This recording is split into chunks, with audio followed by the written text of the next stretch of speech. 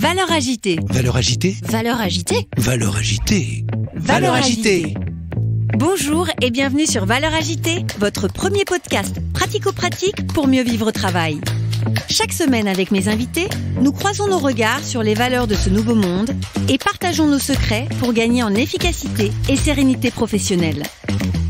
DG, DRH, manager, vous avez des enjeux de transformation ou tout simplement souhaitez être plus performant et plus épanoui dans votre vie professionnelle?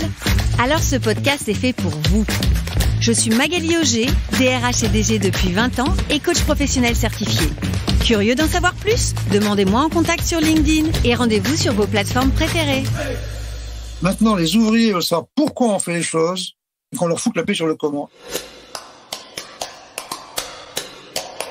Bonjour et bienvenue sur le 3e épisode avec Jean-François Aubrist. Vous avez eu l'occasion à travers les 2 premiers épisodes de découvrir le principe de l'entreprise libérée et surtout de découvrir aussi les qualités nécessaires pour être un bon chef d'entreprise dans une entreprise libérée. Dans ce 3e épisode, j'interroge Jean-François. Est-ce que le modèle de l'entreprise libérée est encore possible aujourd'hui? Il répond tout de suite à cette question. Je vous souhaite une très belle écoute.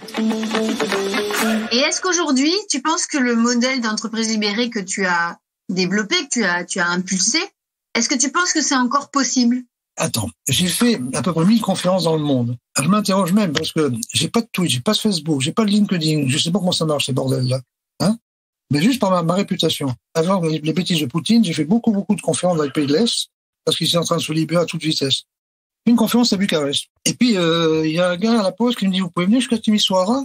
Je dis oui, pourquoi pas. Donc, je vais à Timisoara. J'ai vu une entreprise de 4000 salariés. Ils avaient tout copié, mais tout. Mes bouquins ont été traduits en russe, en polonais, en roumain, en bulgare, sans que je le sache. C'est quand je vais dans ces pays-là que les gens me le disent. Il avait tout copié. Ça marchait du tonnerre de Dieu. Les ouvriers qui cooptent entre eux, qui est chef, etc. Il avait tout pris. Il avait pris mon bouquin qui était traduit en anglais, qui avait été traduit en russe, et il s'est inspiré de ce bouquin-là. Quand on s'intéresse à l'homme, les ficelles de l'homme, c'est toujours les mêmes. Alors, la grande évolution dans le management, ça a été l'invention du web.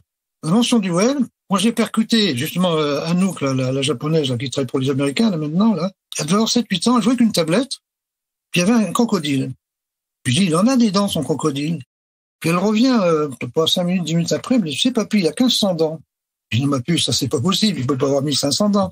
Si, parce qu'il a 80 dents qu'il renouvelle 30 fois dans sa vie. Et là, je me dis, attends, une gamine de 8 ans arrive à trouver une information qui, avant l'invention de l'imprimerie, il fallait trouver le gars qui connaissait ça. Après, il fallait trouver la bibliothèque, le livre, la page. Une gamine de 8 ans a accès à toute la connaissance mondiale.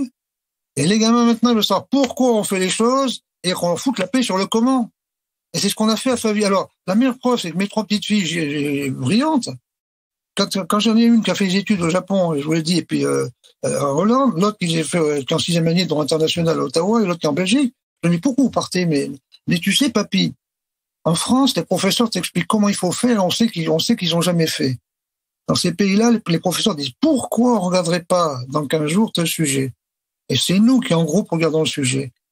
Maintenant, les ouvriers veulent savoir pourquoi on fait les choses, et qu'on leur fout la paix sur le comment. Et c'est la base de ce qu'on a fait à Favie, mais inconsciemment. Prends cet exemple-là. La partie de 90, l'automobile exigeait qu'on baisse les prix de vente. Quand j'allais en négociation, on avait toujours une ouvrière de fonderie, un ouvrier d'usinage, un ouvrier de fonderie. Et quand le gars disait, faut baisser les prix de 5% aux gens en Turquie, ce qui veut rien dire, encore une fois, parce qu'on n'a jamais vu 5%, je traduisais en disant, faut faire 17 pièces de plus à l'heure. Et c'est les ouvriers qui négocient. Enfin, monsieur, vous vous rendez compte, il y a 8 familles qui vivent de ces pièces chez nous. Vous avez des enfants, vous. Qu'est-ce qu'ils feront aux enfants si vous mettez tout en Turquie? Et puis, monsieur, on a déjà fait un effort, etc. C'est-à-dire que c'est eux qui négociaient. Alors, ce qui est important, c'est pas que l'acheteur de Guerlain baissait son truc à 2%, de 5 à 2%. C'est que les ouvriers, rentrant dans l'usine, disaient à leurs copains, si on fait pas 340 pièces à l'heure, le mec, il va en Turquie. Ils savaient pourquoi il fallait faire 340 pièces à l'heure. C'est pas la direction qu'il faut baisser les coûts de 5%. Bon, parce que la direction dira jamais il faut faire 340 pièces à l'heure. Parce que ça change toute la structure. Tous les mecs qui calculent les coûts, les trucs et les machins. D'accord? Et là, ils c'est libre de comment? Ils décident entre eux qui travaillent la nuit. Il y a des mamans qui préféraient le matin en été, et d'autres mamans, c'était l'inverse. Ça changeait tous les 6 mois. Je vois pas de quel droit quelqu'un dit à quelqu'un d'autre, tu vas te mettre sur telle machine et faire telle pièce. Et tout est en autonomie chez nous au sein des mini-usines. Ils décident même de leur congé. Le gars qui a sa femme, qui a ses congés au mois de juillet, mais qui travaille au mois d'août, comme on a 3 mini-usines qui ferment jamais au mois d'août, mais vous voyez ça pour travailler dans cette mini-usine. Tout ce qui était gestion de la fabrication était géré par les ouvriers. Et on n'a jamais livré en retard. Les ouvriers ont compris que si le client nous aimait pas, et livrer en retard, c'est impardonnable, parce que lundi, c'est pas mardi. C'est pas discutable. D'accord? On n'a jamais livré en retard avec les gens qui s'auto-organisaient. Et quel regard tu as aujourd'hui, tu vois, quand on entend parler du quiet quitting, donc à la fois la grande vague de démission, mais aussi la démission silencieuse, c'est-à-dire les gens font uniquement ce pourquoi ils sont payés, ni plus ni moins. T'en penses quoi aujourd'hui avec... Ils ont raison, on les fait pas rêver. On ne fait pas rêver. Tout est subjectif et affectif. Hein? Qu'est-ce qu'ils ont comme rêve? Ça, c'est un truc que j'ai compris il y a très longtemps. Toute entité a un rêve partagé. Toute religion a le même rêve partagé. Toute religion, hein, c'est la résurrection de la vie éternelle. Ça, c'est imparable comme truc. Nous, notre rêve partagé, c'est rester dans le village. J'ai un de mes élus, Alexandre Gérard, qui est assez brillant. Il dit, chez nous, on a le droit à l'erreur. Ça veut dire que tu sais qui a fait l'erreur. Moi, je pars du principe que M. Ford disait, il n'y a qu'un ouvrier sur 1000 qui fait exprès de faire des pièces mauvaises. Le reste, c'est de ma faute. Parce que j'ai mis en place un système qui contraint un bon ouvrier à faire des pièces mauvaises. Et moi, quand je vois une pièce mauvaise, je dis, si on bosse comme ça, on va pas rester dans notre village. Voilà, notre rêve partagé. C'est ça, notre rêve partagé.